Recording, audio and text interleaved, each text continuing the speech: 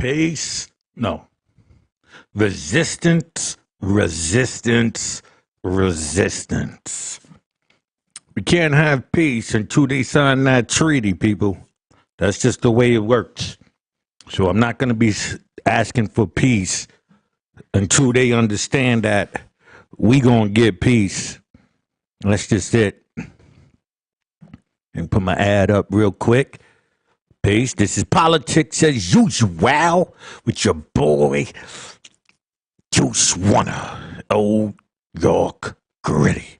Don't forget, check out Street Skelzy, Knock 'em Out the Box, as well as Social Media Junkies. Some Junkies Apparel. Welcome to Grain Strains, and we're in the building, people. All right. Let me turn this headphones down here real quick so I don't have to hear it inside my ears. But I do like to make sure it's like a little bit there so I know that I'm at a certain level, you know? So we left off with cognitive behavior theory.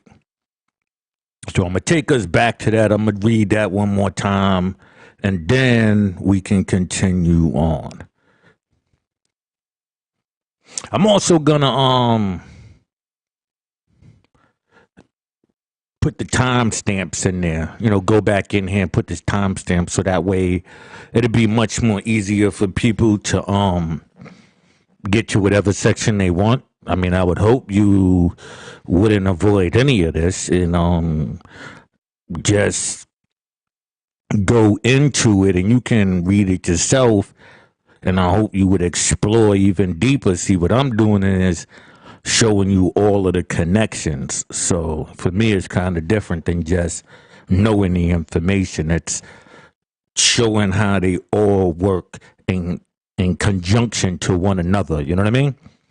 So Barber, Spanos, and Chavez, 1974, proposed a non-state cognitive behavioral theory of hypnosis similar to some respects of Sarban's social role-taking theory and building upon the early research of Barber.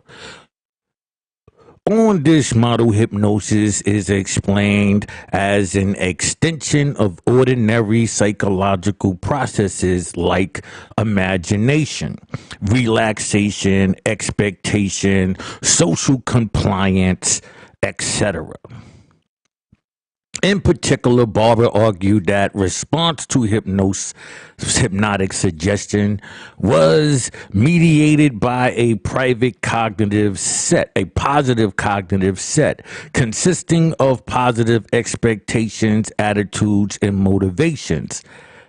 Daniels Arzon subsequently coined the acronym TEAM to symbolize the subjective orientation of hypnosis in the terms of trust, expectation, attitude, and motivation.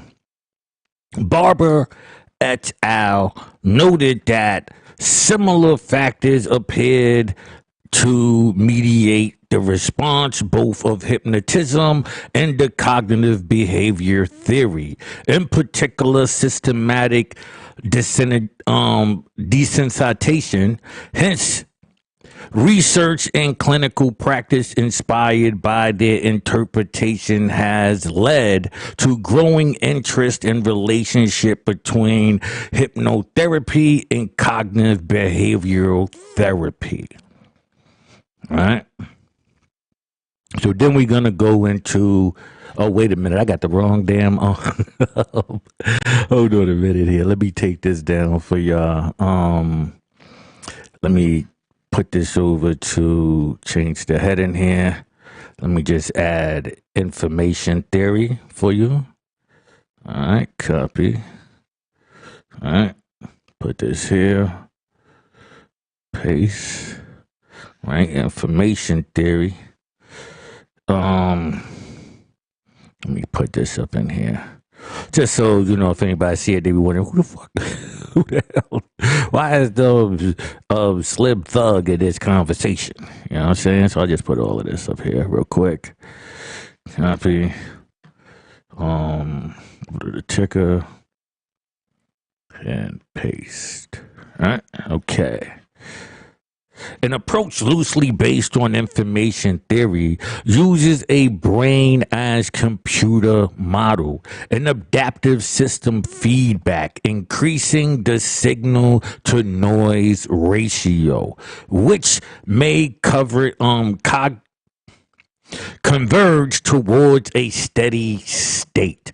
Increasing the signal to noise ratio enables messages to be more clearly received. The hypnosis objective is to use techniques to reduce interference and increase the receptibility of specific messages, suggestions. Right? Now, signal to noise ratio is when they are giving you the message. Now, I showed you in TV and in radio. Well, I haven't get into the music part outside of talking about Nas, but when the message is being given, all other things are brought to a bare minimum, right? In order for you to receive the message clearly.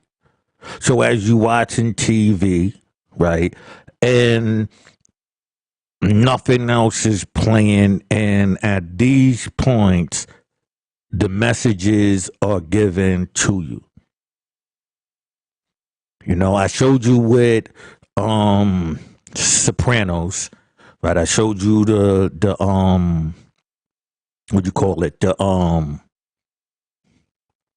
the keystone, right? I showed you with the keystone and how this is, whether you want to use a clock or, you know, the little watch swinging back and forth, or whatever way that you want to understand hypnosis, that's the symbol, or, you know, the focal point where while this is there, you won't even be aware of it. But while this is there, messages are given. And it won't be a short thing. It could be the whole context all together, right?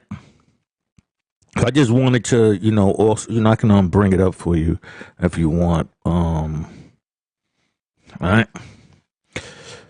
Signal to noise ratio is a measure used in science, in engineering. Hold on, let me bring this over for y'all over here. Right? Okay. Signal to noise ratio is measured and used in science, and I'm sorry, I'm looking over here at something real quick. Engineering that compares the levels of a desired signal to the level of background noise. You understand what I'm saying? So as you have, you know, like say when you're watching movies, right? And, you know, they have like the music, but it'd be just something settled or whatever.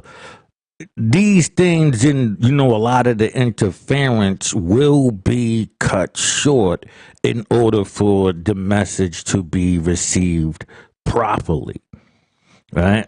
So, you know, that's just for that, just so you can, you know, just have a good understanding of what some things are said. I like for people to have a full understanding. I don't want to just be reading it and nobody understands what's being said, right?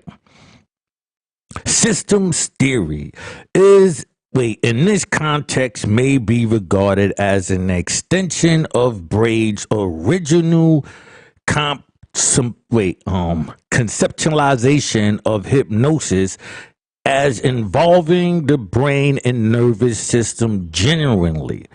System theory considers the nervous system's organizations organizations into interacting subsystems. Hypnotic phenomena thus involve not only increased or decreased activity in particular subsystems, but also their interaction.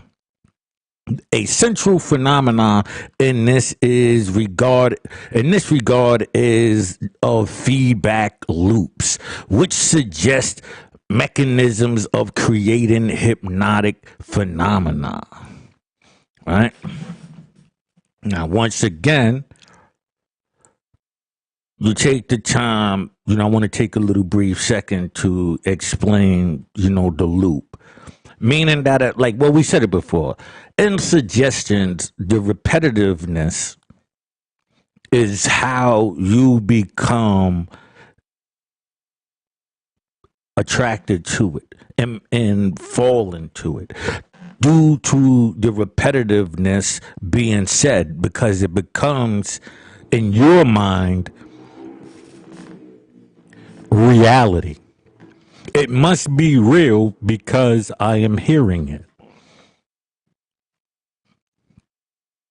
Societies.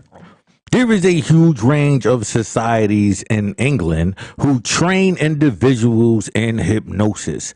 However, one of the longest standing organization is the British Society of Clinical and Academic Hypnosis. BSCAH. Its origins date back to 1952, when a group of dentists set up a British Society of Dental Hypnosis. Shortly after, a group of sympathetic medical pioneers merged with the fast evolving organization to form the Dental and Medical Society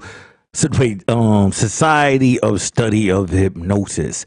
And in 1968, after various statutory amendments had taken place, the British Society of Medical and Dental Hypnosis was formed. The society also had close links to the Royal Society of Medicine, and many of its members were involved in setting up the hypnosis section at this Center of Medical Research in London.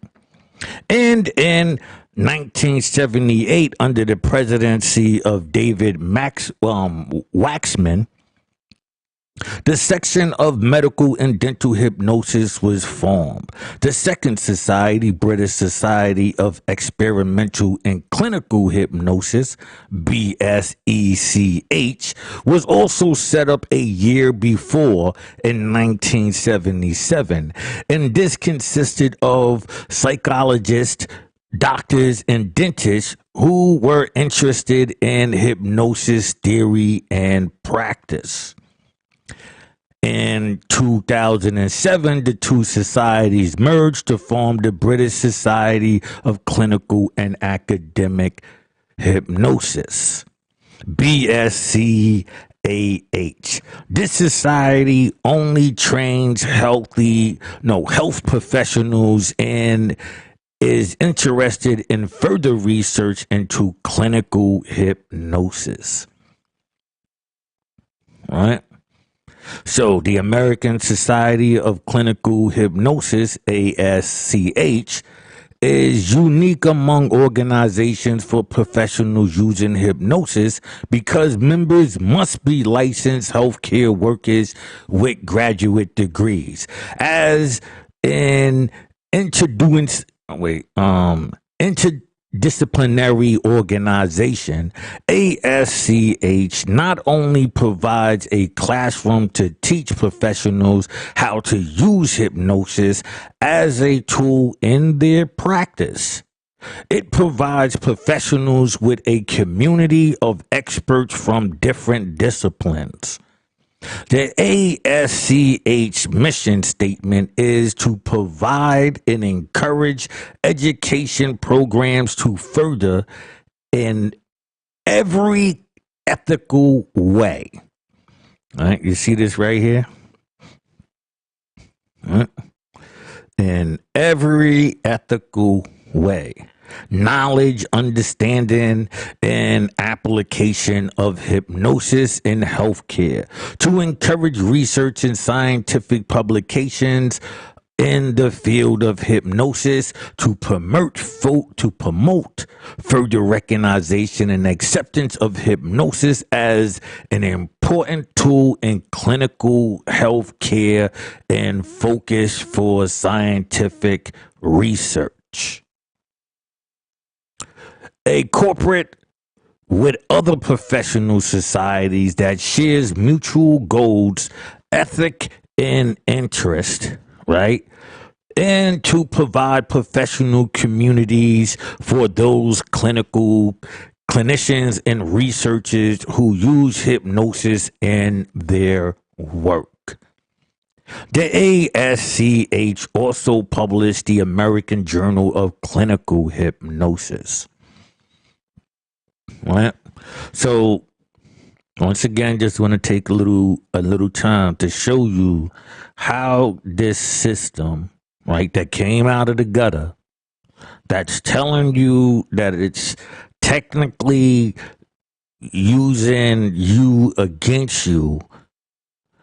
And now there's communities set up to spread this or at least control it in there because they have a union that they can communicate in these different fields. So they know how to spread it. But they knew that anyway through the Masonic Lodge. Anyway, here we go. Right? So we're going into a new section. Right? Because on top, right, let me actually just put this here. All right.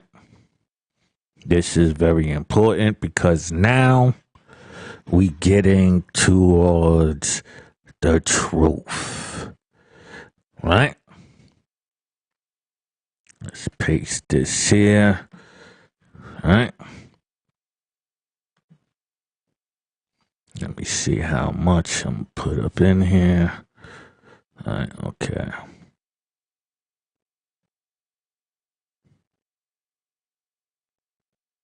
Copy. Let me put this in my ticker real quick for y'all. All right. Paste. Okay. Bring that down. All right. Thomas Reed. See this guy right here? Pay attention. All right. Thomas Reed, Scottish Common Sense Realism, also known as the Scottish School of Common Sense, is a realist school of philosophy that originated in the idea of Scottish philosophy. Thomas Reed, Adam Ferguson, James Bettate, and Dougal Stewart. During the 18th century Scottish Enlightenment, we'll be getting into that. Reed emphasized man's innate ability to perceive common ideas and that this process is inherited and independent with judgment. Common sense, therefore, is the foundation of philosophical inquiry. Though best remembered for its opposition to the previous philosophy of David Hume, Scottish common sense philosophy is influential and evident in the works of Thomas Jefferson and the late 18th century American politics.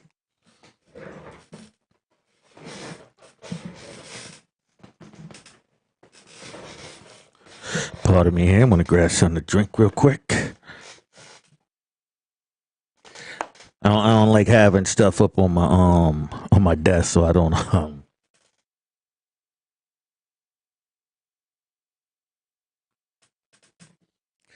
it's a lot of electronics up here. All right. So, let me take a sip real quick. Red Cup Gang, we in the building.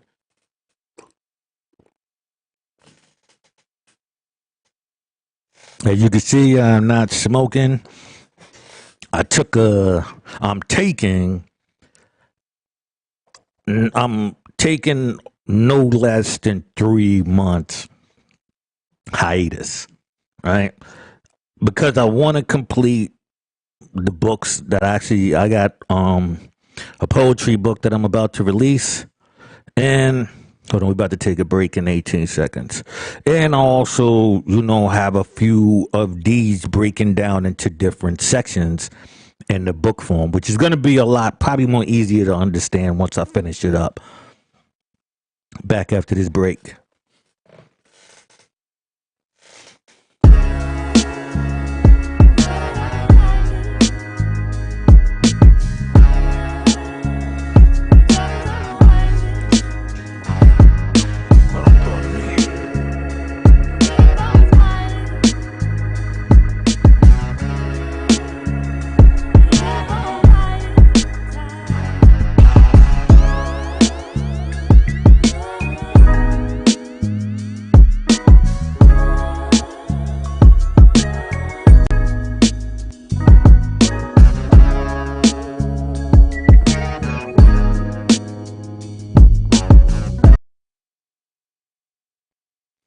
I was gonna put a trigger up, but I'll do it later.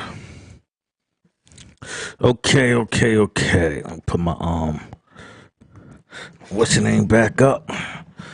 Oh wait, where's my ads? All right. Okay. So it's about to get real, people. You're about to understand the Scottish Rite. Right?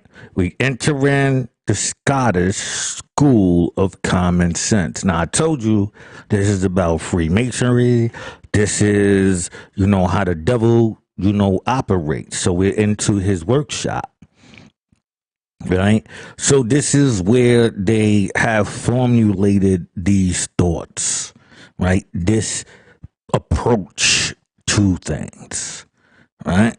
So we got the history. Right? Then we got David Hume. A Scottish School of Common Sense was the Espelester Medical. let me put this up for y'all over here. I don't know what this is, so I ain't gonna lie to you. Right? Like epistemological philosophy that flourished in Scotland in the late 18th and early 19th century.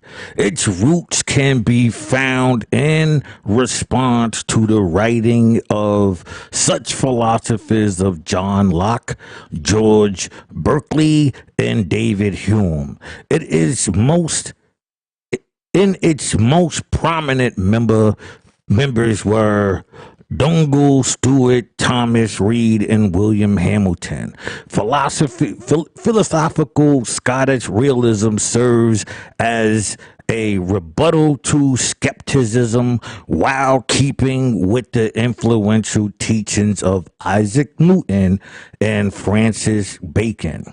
While largely understanding for many years the influence it had on philosophers elsewhere in Europe, not to mention in the United States,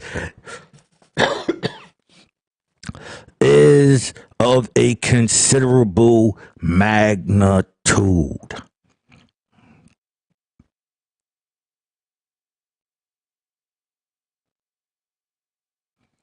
You have to, right? Don't you get your permission in England to get your to open up a lodge and be recognized over here? These are the people that they contacting. I told you they use a style of speech within your regular dialogue to manipulate you. They have a system put up where they know what they're going to promote. They have the financiers, the Bohemian Grovers and all of that. They have these financiers who allow these other people to get paid for doing the same thing, putting out the promotion. So they'll put it in all of these areas. These people get paid, right? The people of the craft, and you get the message. You get put in this hypnotic state, right? One central concern of the school, wait, and let me just also see how it goes, right, into skepticism. So now remember, we have hypnotism and mesmerism, right? So now we have, common sense versus skepticism, but they always are parallel to each other to push the agenda, right? One central concern of the school was to defend common sense against philosophical paradox and skepticism, right? It argued that common sense beliefs govern the lives of those, even of those who avow non-common sensual beliefs, and that the matter of common sense are inherent to the acquisitions of knowledge, right? Pardon me there for that. Here it goes. The qualities of its works were not generally consistent. Edward S. Reed writes, whereas Thomas Reed wishes to use common sense to develop philosophical wisdom, much of this school simply wanted to use common sense to attack any form of intellectual change. Right? So you have a system that's always pushing each other. They're all working together. It's not like there's one side over the other. Teachings. The Scottish School of Common Sense was founded by Reed in opposition to Descartes. Let me pull this up for you real quick. Hold on. Let's see. This is the guy right here. All right. Okay.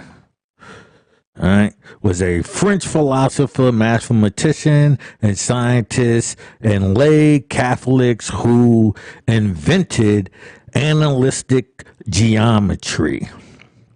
Like, we'll be getting into him. He's not really that important, but he is. So, I just wanted to bring him up real quick. And, we won't be that much in him, but we will be addressing him. Right? So, theory of ideas.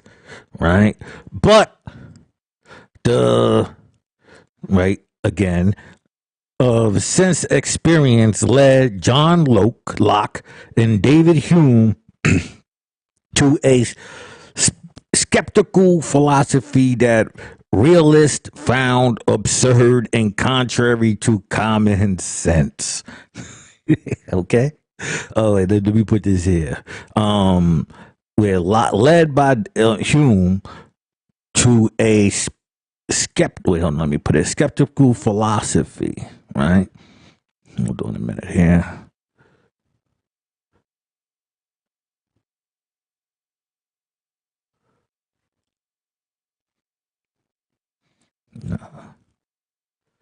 Pardon me. Okay, I had to change the my settings. Okay. I just wanted to make sure I got that in red for you. All right. That realists found absurd and contrary to common sense experience. Thus, Hume, in his skeptical argument, would serve as a primary foil to the development of Reed's philosophy. Under Taltagill of Georgia tumble, Reed embraced the tenets of provisional nationalism in its four interconnecting tenets, using these as a basis for his refutation of the theory of ideas. Reed painstakingly developed his thesis, an inquiry into the human mind of the principles of common sense. Right, let me treatise, an inquiry into the human mind and the principles of common sense over the course of 40 years, often seeking the input of the contemporary philosopher within the Scottish Enlightenment, including Hume. Reed articulated the basic principle of common sense realism. All right, hold on a minute here. Let me change this to, I don't know, probably like some green, right? If there are certain principles, as I think there are, which the constitution of our nature leads us to believe, in which we are under a necessity to take for granted in the common concerns of life, without being able to give a reason for them. These are what we call the principles of common sense, and what is manifestly contrary to them is what we call absurd. Right now, I know I'm kind of messing up in this a bit, but this is actually very, very important. I need for everybody to look in this direction, because when we get into, this is the second part, right? When we get into the last part, all of this should make sense, and you will have your understanding of who and where the problem is coming from.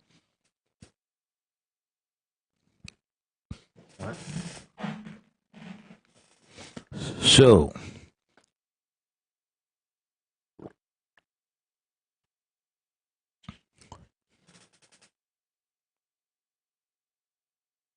right, it goes. Common sense realism is rooted in Aristotelian thought and advocates an empirical and scientific philosophy wherein trust of our senses and is implicated and necessary. The principles of common sense and fundamentals of our acclamations of knowledge of both, right? Metaphysical and physical constructs, right? And you know how you would hear in society, social construct. Oh, that's just a social construct. Understand where this is coming from, right? Understand. And scientific philosophy, wherein trust of our senses is implicit and necessary. Right? The principles of common sense are fundamental to our acclamations of knowledge of both metaphysical and physical constructs. However, observation alone cannot account for all knowledge, and truth can be garnered by reflection in Reed's own words. I mean, I got my rag, but it's green, so you won't. So you won't be seeing it. Sorry for that. I have a lot of green around. All right. It goes, I can likewise conceive an individual object that really exists, such as the St. Paul's Church in London. I have an idea of it. I conceive it. The immediate object of the conception is 400 miles distance, and I have no reason to think and act upon me or that I act on it. Essentially, to first principle facilities or mental powers perform the act of perception and conception. Right, this is where you find that at, right? The intellectual facilities support a wide variety of mental events. Acts of conceiving are set in many of them. Nicholas, right? These are the people. Examples of conception include judging. There is a door in front of me, imagining there is a door in front of me, or reasoning that all doors have handles. Right? It goes, example of conception. Right? Let's make this red. Right? It says, I'll make that up there. Examples of conceptions include judging. There is a door in front of me. Imagining there is a door in front of me, or reasoning that all doors have handles. Right? Faculties are all fallible, as there is evidence to our facilities and senses, but not the objective we conceive. But we trust them whether we choose to or not, since they always prevail in daily life. All Reid's philosophy depends on not fallacious faculties. Senses are the extension of the faculties. They produce conception qualities, like how a smell suggests the existence of an object.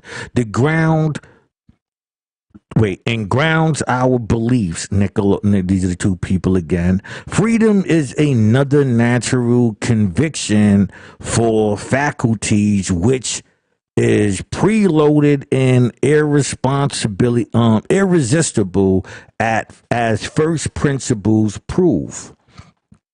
Forgive me here.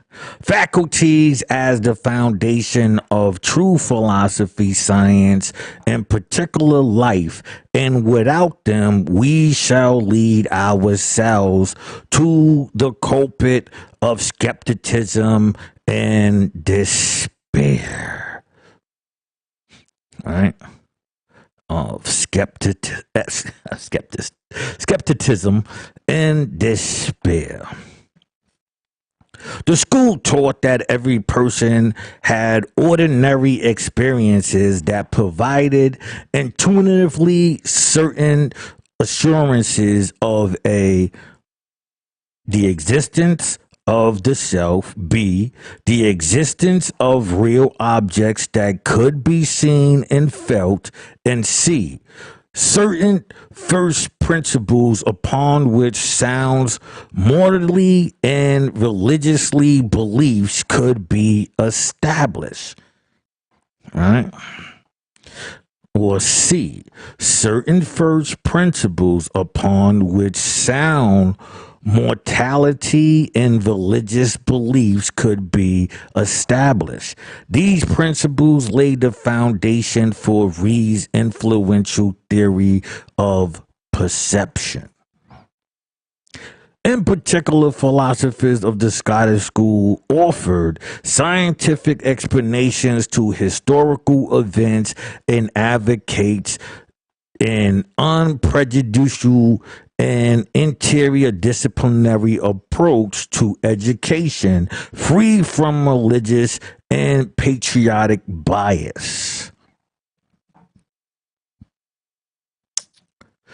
practice, philosophers of the Scottish school offered scientific explanations to historical events and advocated the unprejudiced and interdisciplinary approach to education, free from religious and patriotic biasness. So when you see this system, understand it's working against you, right around you. Theories of perception. All right. So let's go into, now we're still in School of Common Sense here, right? So don't think we left that. We're still in there. All right. Bring you back up. Let's go to the headline. All right. So then we got that. Let me put this on my ticker real quick. Let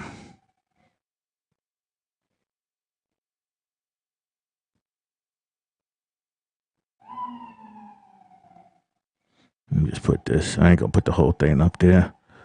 All right. Okay. Thomas Reed and Dougald Stewart offered related theories and perceptions rooted in Scottish common sense realism. According to Nicholas Wolf, of Yale University, Reed's philosophy can be non-constitutional, reduced to four basic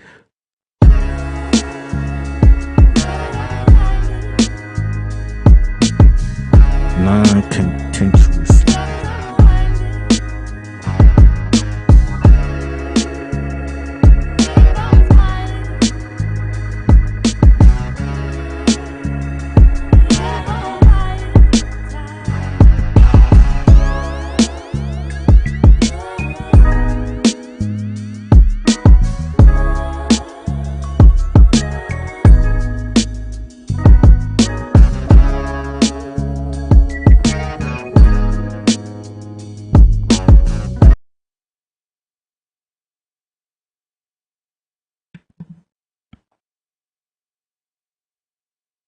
Let me take that from the top.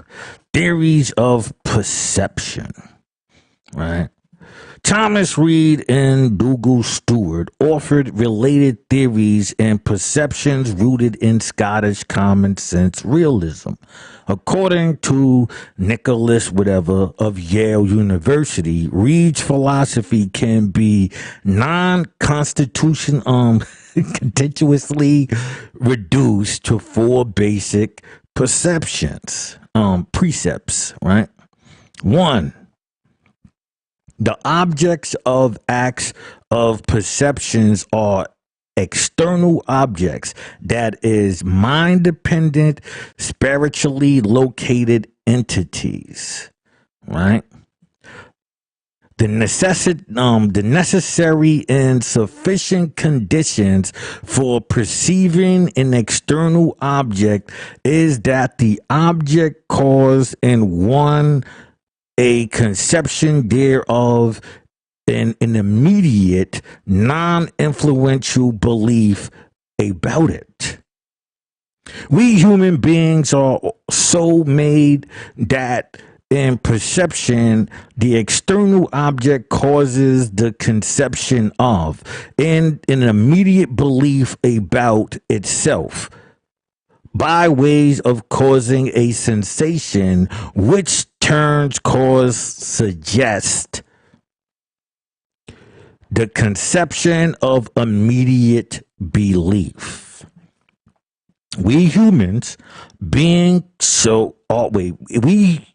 human beings are so made that in perceptions, the external objects cause conception of, meaning that when you see something in the outside world, you form this idea about it, right? Of an immediate belief about.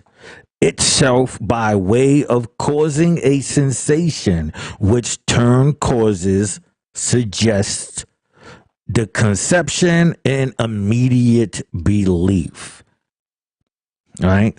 These sensations may cause and often does, in fact, cause the conception and belief without one's being sufficiently attentive to the sensation for a belief about it to be formed in one. Oh, I'm sorry. I thought we was over here on the other screen. My fault. I wanted you to see that. All right. So we got this right here. Right. Sensations may cause or often does, in fact, cause the conception and belief without one's being sufficiently alternative to the sensation of the belief about it to be formed in one. Dougal Stewart's theory of perception acknowledges a great influence from Reid, whose philosophy and termed fundamental laws of beliefs. However, Stewart proffered, I think that's wrong, proffered a more moderate approach to realism, and his theory of perception emphasizes the utility of the senses. Like, remember, like, I don't know if you ever been in one of these movie theaters where they would like as the movie is going, they'd either let, fragrances out and spray you and all of that, as if you was a part of, the movie. So it's playing with all of your senses. Right? Influence. Common sense realism not only demonstrated Scottish thought in the 19th century, it had a major influence as well. In France, the United States, and other countries, Victor Cousin, 1792 to 1867, was the most important proponent in France. Reading thought was the orthodox philosophy of college and universities in the early 17th century and provided an intellectual bedrock for the age of enlightenment. Right? Then we got American Declaration of Independence. Common sense realism swept America intellectual circles in the 18th century. Reid's philosophy was previously perversive during the American Revolution and served as a stabilizing philosophical influence, hailed by some as the father of modern physiology. I don't know what that word is. Forget me. Benjamin Rush to go at the University of what? What does that say right there, people? University of Edinburgh. I'm gonna have to do this whole show over, to be honest with you. I think I've been messing up way too much. Imbued him with strong realist tendencies which influenced much of his scientific and political works, including his moral opposition to slavery. Evidence of the influence of Scottish common sense realism can readily be found in the philosophy of both Thomas Jefferson and John Adams. Adams compared the contribution of Dougal Stewart's favorable to works of Aristotle and Rene, Scotsmen and singers of the Declaration of Independence. And signer. Scotsman and signer of the Declaration of Independence. John Witherspoon presided over Princeton University. Students under his tutelage included 12 states governors, 55 delegates of the Constitutional Convention and future President James Madison. His education in the University of Edinburgh made him a strong proponent in the Scottish Enlightenment and realism.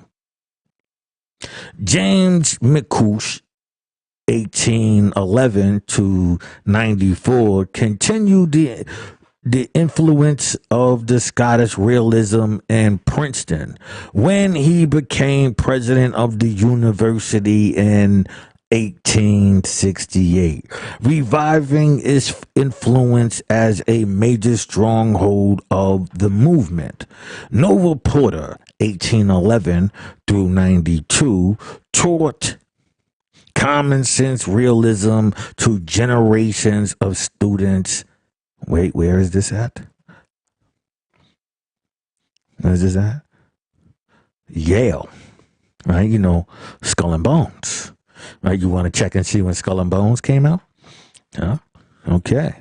Let me I'm gonna take a break real quick. Forgive me here. Let me see. Age of Enlightenment, how much more we got?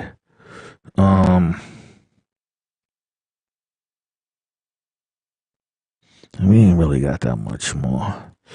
All right. Okay. So I just keep going. It goes Christian fundamentalism. Scottish realism greatly influenced conservative religious thoughts and was strongest at Princeton seminars until the seminary moved in new directions after 1929. The Princeton theologian built their elaborate system on the basis of common sense realism, biblicalism, and Confucianism. Right? James McCoy was brought from Queen's College, Belfast, to Princeton College Chair of Moral Philosophy and Presidency, right? Because of his book, The Method of Divine Species, 1859. Several Princeton theologians followed McCoy to adopt a stance of evolution. I know it really, but I can't do it right now. It was his goal to develop Princeton as a Christian university in North America, as well as the forefront of intellectual seminar as the Presbyterian Church. The faculty of the college and seminar included both evolutionary thinking and non-evolutionary thinking. Much of evangelistic theology of the 21st century is based on the Princeton theology and thus reflecting common sense realism. Do we have to go into that one again for you? Huh? The faculty of the college and seminar included both evolutionary thinking and non-evolutionary thinking. Much of evangelistic theology of the 21st century is based on Princeton theologies and thus reflecting common sense realism. New Testament scholars Grant Osborne concluded that Scottish common sense realism influenced biblical hermeneutics and that the surface level understanding of scripture became popular and individualistic interpretations abandoned. Right? Now let me read that to you again. It goes, hold on.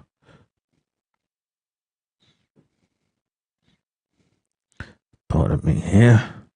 right? It goes, New Testament scholar Grant Osborne concludes that Scottish common sense realism influenced biblical hermeneutics,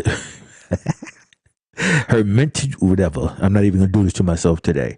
That the surface level understanding of scripture became popular and individualistic interpretations abandoned.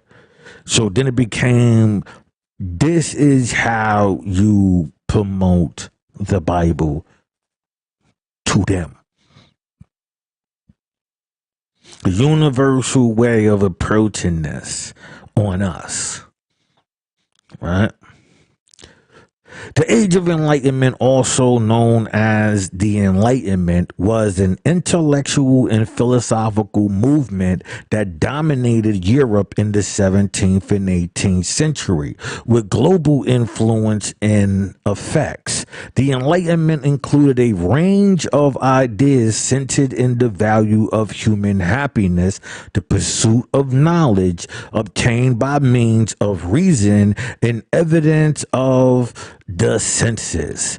The ideas such as liberty, progress, totalitarians, fraternity, constitutional government, and separation of church and state. Right? See right here? Wait, it goes. Separation of church and state. Right? Constitutional government and separation of church and state. Everything that you're seeing now, everything that you arguing in this country.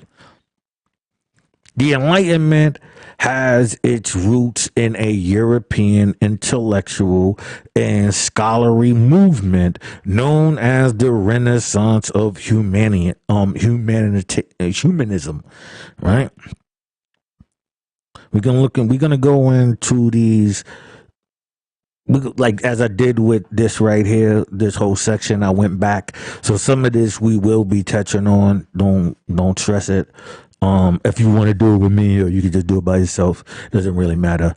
And was also preceded by the scientific revolution and the works of Francis Bacon, among others.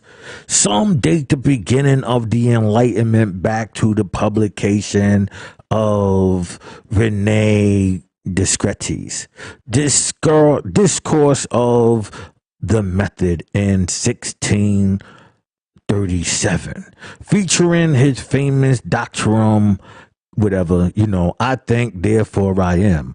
Others cite the publication of Isaac Newton, Principia, Mathematica, whatever, as the culmination of the scientific revolution and the beginning of the Enlightenment year. And the Enlightenment. European historians traditionally date the beginning with the death of Louis the XVI in France in 1715, and it ends in the 1789 outbreak of the French Revolution.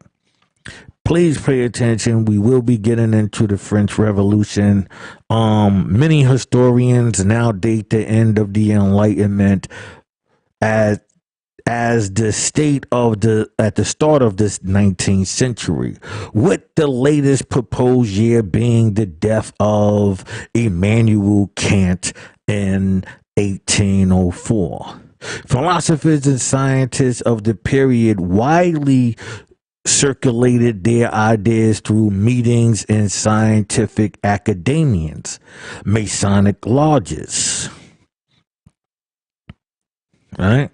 Philosophers and scientists of the period widely circulated their ideas through meetings of scientific academians, Masonic lodges, literary saloons, coffee houses, and printed books and journals.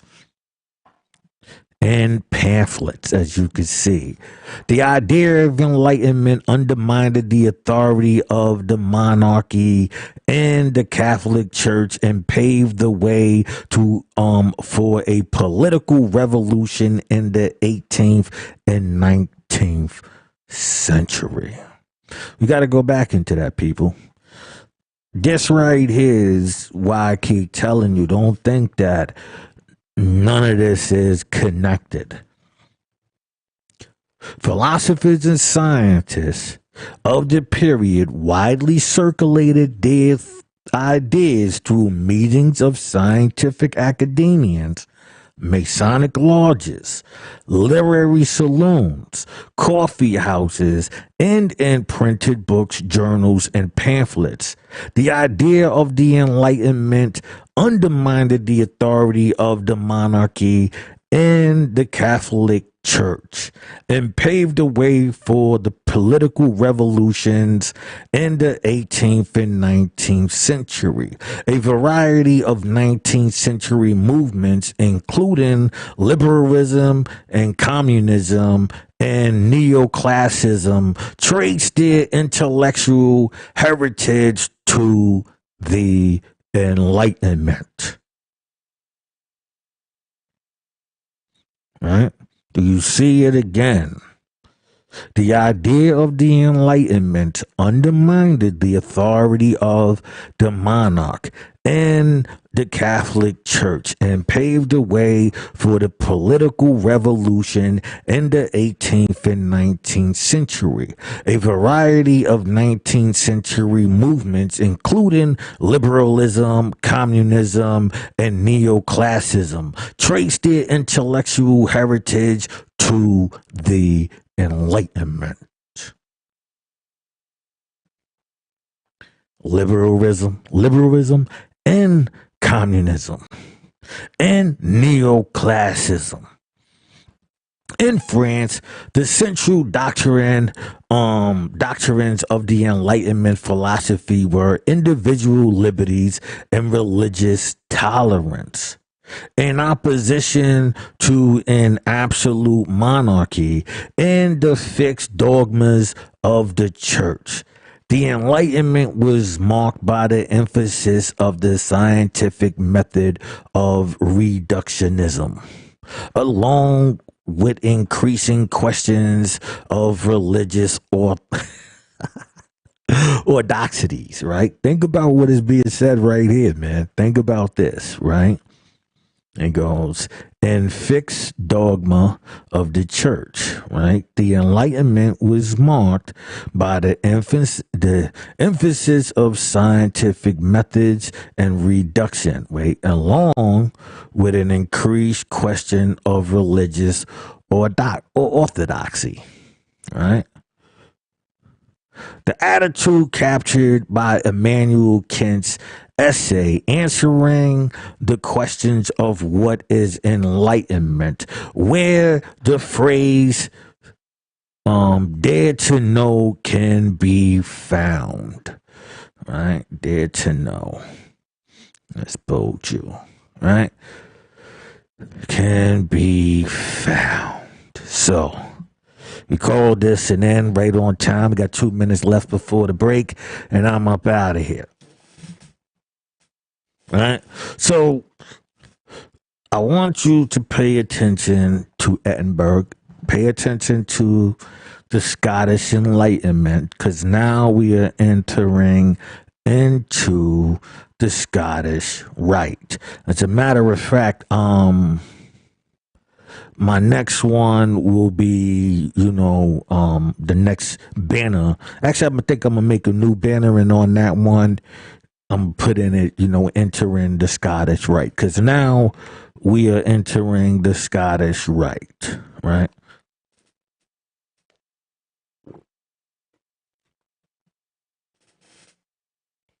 And so we're going to understand. Well, by now you should understand that Freemasonry is, manipulation, right, with the approval of the government, because they all in on it, You know, so to understand this is very important because we will be getting into the whole thing. So me myself, I'm ready to slide up out of here, to be honest with you. So I'm gonna just end it right here. Resistance, people, resistance.